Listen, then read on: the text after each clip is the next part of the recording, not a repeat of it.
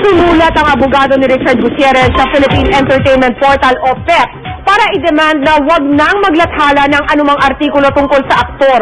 Susundin kaya ito ng pamunuan ng naturang website. Makichika kay Nelson Canla.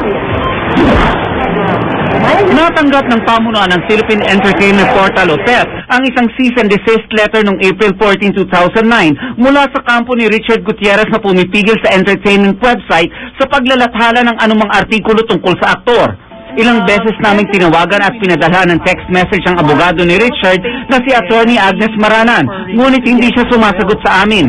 Kahapon nagsalita sa Showbiz Central si Annabel Rama. Kasi ako kasi sabi kay Attorney na sulatan.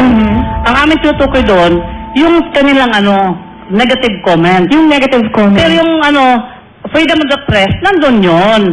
Ayon naman sa abogado ng PEP, hindi raw nila maaaring pagbigyan ang hiling ng kampo ng aktor. Ganun din yung freedom of expression ng ating mga pepsters at ng mga fans. Yan ay mga freedoms na constitutionally guaranteed at malapit sa puso ng lahat ng tao. We cannot just give in. As I said, these are matters na nasa prinsipyo na. Hindi raw naging makatotohanan ng mga komentong nasa ilalim ng mga artikulo at pawang naging kasiraan lang daw ito kay Richard. Yung mga negative comments ng PEP, very one-sided. Pinapalabas nila, lahat ng fans galit-galit ka, Richard. Hindi pwede naman na yun lang magaganda at pampupuri lang, yun lang ang ipopost natin.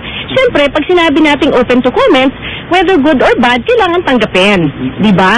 Hindi totoo na merong mga fake na comments. Alam nyo, very malicious naman yata ang insinuation na nang ma-manufacture ng mga comments ang PEP.